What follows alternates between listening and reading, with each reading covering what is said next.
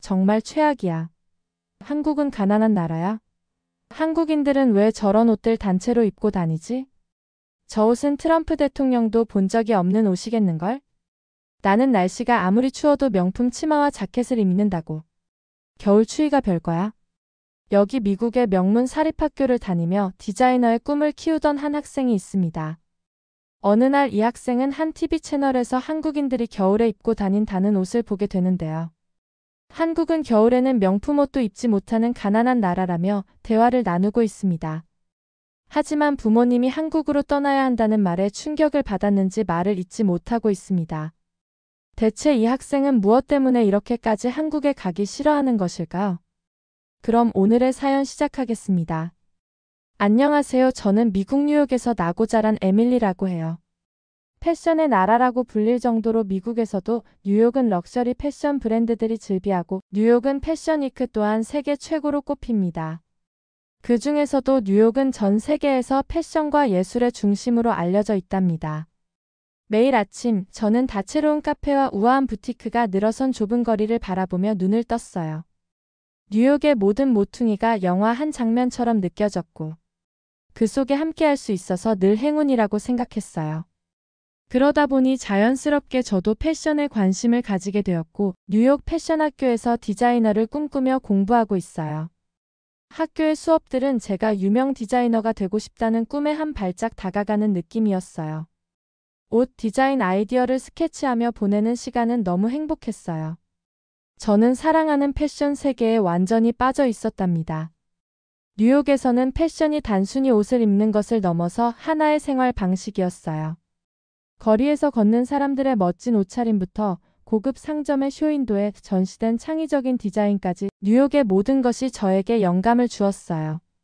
어렸을 때 제가 가장 좋아하는 부티크를 방문했던 기억이 있어요. 그곳에서는 정교하게 맞춰진 드레스와 정장들이 저를 넉넉해 만들었어요. 원단, 색상, 그리고 예술적인 디테일들이 마치 꿈의 세계에 있는 듯한 기분을 느끼게 해줬어요. 저는 미국 스타일의 마법 같은 매력은 그 무엇과도 비교할 수 없다고 생각했어요.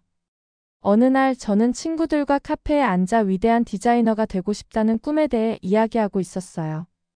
그때 한 친구가 뉴욕의 유명 패션쇼 이야기를 꺼내자 대화는 어느 나라가 최고의 스타일을 가지고 있는지로 빠르게 옮겨갔어요.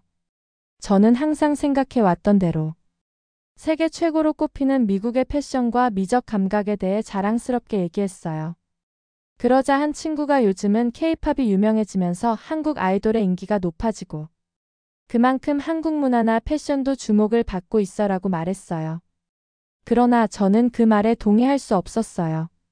저에게는 여전히 미국이 패션에 있어서 최고의 나라라는 생각이 강하게 박혀 있었거든요. 미국이 패션계에서는 세계 최고라는 확신이 있었음에도 친구들을 만난 뒤로 저도 모르게 한국이 신경 쓰이기 시작했어요. 제가 너무 우리나라 패션에만 빠져 있어 다른 나라의 패션에 대해 전혀 공부하거나 관심을 갖지 않았던 사실이 계속 머릿속을 맴돌았거든요. 하지만 이런 생각이 들 때면 동시에 한국에 대한 부정적인 선입견도 같이 떠올랐어요. 어릴 적 TV와 잡지를 통해 접한 한국은 전쟁 이후 빠르게 산업 발전을 이룩한 나라로 감각 없는 실용주의자들의 땅이라는 이미지였거든요. 그래서 한국 패션 또한 미적 아름다움을 추구하기보다는 실용성만 중시하여 미국이 가진 예술적 아름다움은 없을 것이라고 생각했어요. 그러던 어느 날 제 인생에 큰 변화가 찾아왔어요.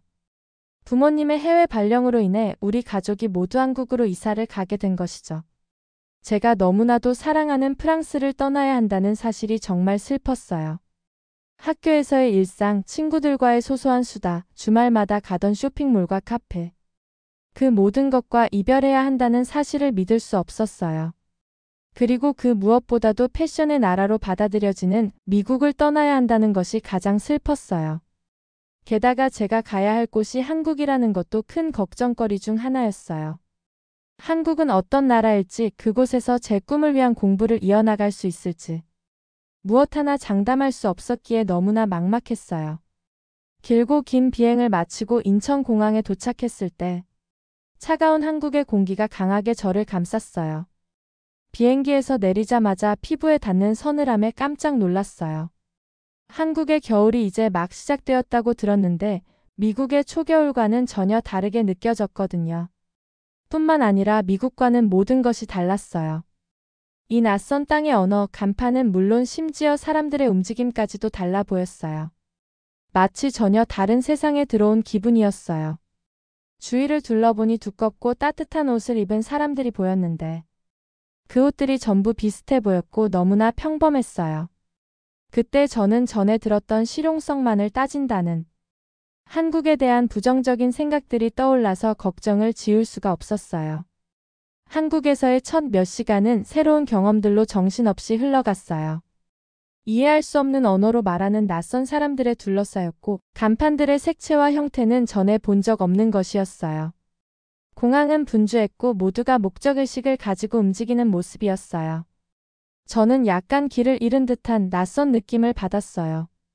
택시를 타고 새 집으로 이동하는 동안 저는 창 밖으로 보이는 낯선 도시 풍경을 바라보았어요.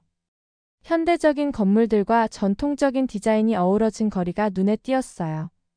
무거운 외투를 두른 채 인도를 걷는 사람들을 보면서 파리와는 다른 분위기를 느꼈지만 설명하기 어려운 새로운 에너지가 도시에 가득한 듯 느껴지기도 했어요. 마치 전혀 다른 리듬으로 살아가는 곳이라는 생각이 들었고 점차 한국에 대한 호기심이 피어올랐어요. 아시아의 작은 나라인 한국은 어떤 매력을 지니고 있을지 알고 싶어졌어요.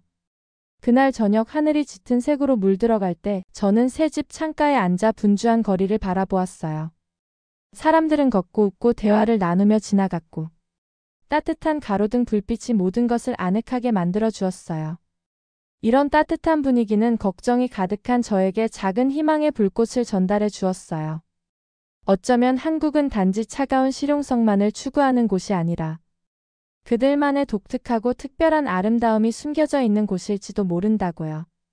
한국에서의 생활이 본격으로 시작되고 저는 한국의 새 학교에 다니게 되었어요.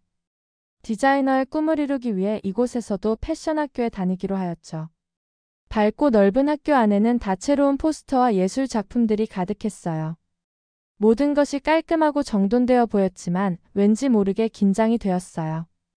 저는 가방을 꽉 쥐고 첫날이 어떨지 생각하며 발걸음을 옮겼어요. 얼마 지나지 않아 다정한 학생 지윤이를 만났어요. 지윤이는 따뜻한 미소를 지으며 한국어로 인사를 건넸어요. 모든 말을 다 이해하진 못했지만 그 친절함 덕분에 저를 반갑게 맞아주는 느낌을 받았어요. 안녕, 저는 지윤이에요. 라고 영어와 부드러운 한국어를 섞어 말하더라고요. 저 역시 저를 에밀리라고 소개했어요. 지윤이의 밝은 미소에서 저를 편안하게 해주려는 마음이 전해졌어요. 지윤이의 도움으로 학교 주변을 둘러보았어요. 곳곳에서 학생들이 웃으며 대화하는 모습을 볼 수 있었죠. 그들의 스타일은 파리에서 보았던 것과 달랐어요. 제가 사랑했던 우아하고 예술적인 옷차림 대신 많은 친구들이 TV에서 보던 것과 같은 단순하지만 실용적인 옷을 입고 있었어요. 저는 전에 들었던 한국 패션은 오직 실용적이다라는 부정적인 생각이 떠올라서 제 마음 한켠이 무거워졌어요. 뉴욕 친구들의 대범하고 스타일리시한 모습과 비교되면서 이곳에서 어떤 배움을 얻을 수 있을지 의문이 들었어요. 굳게 변한 제 표정을 읽었는지 지윤이가 부드럽게 말했어요. 한국 스타일은 단순히 실용성만 추구하는 것이 아니에요. 편안함과 창의성, 서로를 배려하는 마음이 담겨 있거든요. 우리 옷은 따뜻함을 주고 공동체를 소중히 여긴다는 걸 보여줘요라고 설명해 주셨어요. 그 말에 저는 잠시 멈춰 서서 생각하게 되었어요. 저는 밝은 색상과 단순한 디자인이 어우러진 작은 디테일들, 재킷의 깔끔한 재단, 그리고 모두가 추운 날씨에 대비해 단정하게 입은 모습에서 독특한 매력을 느낄 수 있었어요. 그것은 뉴욕과는 다른 나름의 특별함이 있었어요. 첫 수업 시간에 박 선생님께서 열정적으로 우리를 환영해 주셨어요. 선생님은 다정한 눈빛과 부드러운 목소리를 가지고 계셨어요.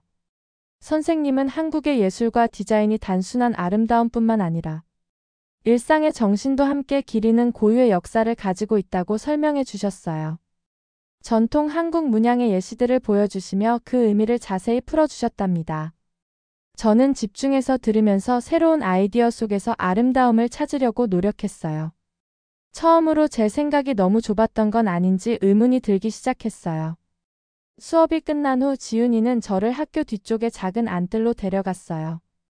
그곳에는 몇몇 학생들이 모여 있었고 웃음소리와 잔잔한 음악, 그리고 근처 포장마차에서 풍기는 맛있는 음식 냄새가 풍기고 있었어요. 저는 그 따뜻한 분위기에서 밖의 쌀쌀한 날씨와는 뚜렷한 대조를 이루는 포근함을 느꼈어요. 새로운 친구들과 간식을 나누고 하루 일과에 대해 이야기하며 서로 감정을 나누었어요. 그들의 실용적인 옷차림만큼이나 따뜻한 마음이 느껴졌어요. 학교가 끝나고 부드러운 가로등 빛 아래 집으로 걸어가면서 저의 옛 생각들을 다시 한번 돌아보았어요. 여전히 한국 패션에 대해서는 부정적인 편견이 사라지지 않았지만 지훈의 따뜻함과 박 선생님의 지혜, 그리고 새로운 친구들의 진심 어린 따뜻함 덕분에 한국에 대한 이미지가 조금씩 달라지기 시작했어요.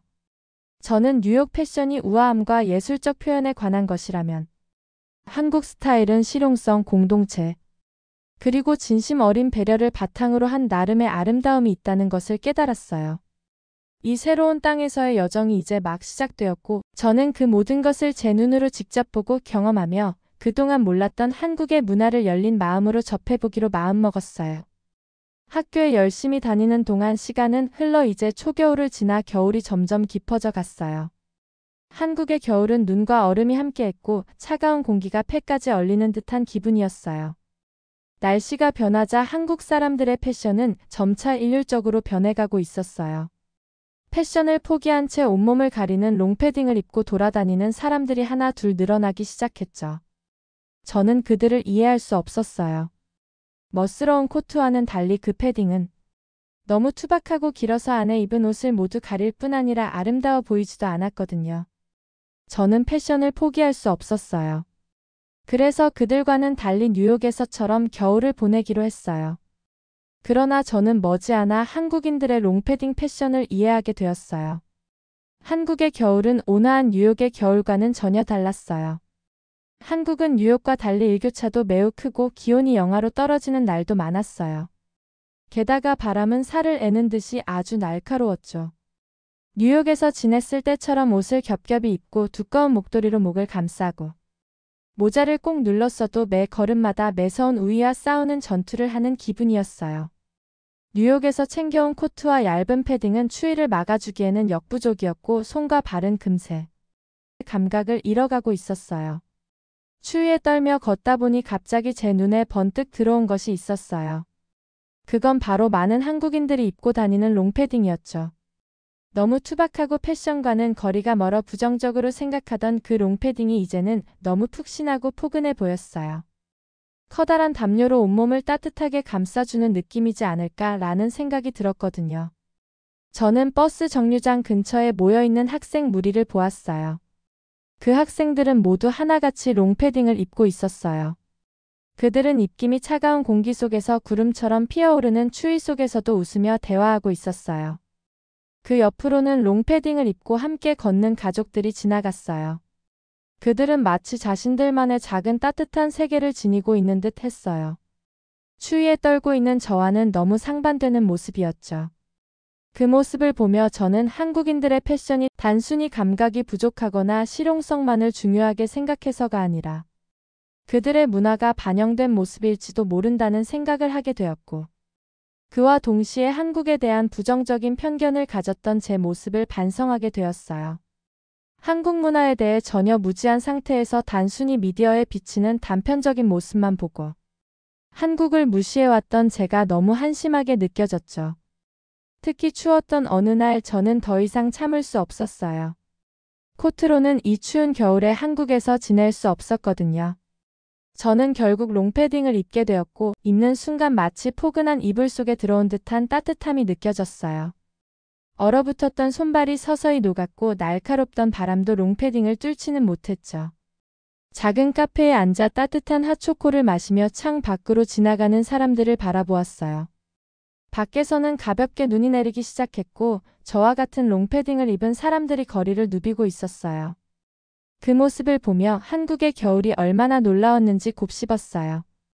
한겨울에도 평균 기온이 영하로는 떨어지지 않는 뉴욕에서만 살던 저는 한국의 매서운 추위를 직접 겪어보고 나서야 비로소 롱패딩의 중요성을 직접 깨닫게 되었죠. 이제 제게도 롱패딩은 겨울 필수 아이템이 되었어요. 한국의 추위는 강했고 롱패딩은 그 강함에 딱 맞는 탁월한 선택인 것이죠. 패션은 실용성을 따지기보다 세련된 감각과 미적 가치를 가장 중요한 덕목으로 생각해야 한다고 믿었지만 그러한 생각은 비교적 온화한 기후를 가진 뉴욕에서 나고 자란 저의 환경에서 기인한 것이었죠. 옷은 사람이 살아가는데 필수적 요소인 의식주 중 하나로 꼽힐 만큼 생존과 직결되는 중요한 요소라는 것을 간과하고 있었어요. 옷이란 단순히 아름다워 보이기 위한 목적으로 입는 것이 아니라 때로는 주어진 환경 속에서 생존하기 위한 목적으로 입는 것이란 것을 배우게 되었어요. 뉴욕에서만 있었다면 절대로 깨닫지 못하게 될 소중한 배움이었어요. 옷을 만드는 디자이너를 꿈꾸면서도 저는 단순히 아름다움에만 심취하여 진정한 옷의 가치를 잊고 있었다는 것을 깨달았어요. 옷을 만들 때 실용성을 절대로 간과해서는 안 된다는 것을 한국의 추위를 직접 경험하고서야 뼈저리게 느끼게 되었죠. 그러자 한국의 패션이 전혀 다르게 보이기 시작했어요. 실용성만 중시한다고 무시했던 한국의 패션은 그들만의 문화가 녹아있는 그들만의 아름다움이었어요. 한국에서 시간을 보낼수록 한국에 대한 저의 생각이 한쪽으로 치우친 생각에 의해 자리 잡힌 편견에 불과했다는 것을 깨달아갔어요. 한국에 대해 가지고 있던 선입견들은 제가 직접 목격한 것도 경험한 것도 아닌 그저 미디어에 나오는 사진과 말들로 상상해낸 이미지였어요. 그러나 이제 저는 뉴욕의 패션만이 진정한 예술이라고 생각했던 예전의 고정관념을 버리고 세상의 소박하고 실용적인 우아함을 소중하게 여기기 시작했어요. 여러 새로운 문화의 마음과 눈을 활짝 열기로 결심한 것이죠. 이러한 생각의 변화는 제가 스케치하는 옷의 디자인에서도 확연하게 드러났어요.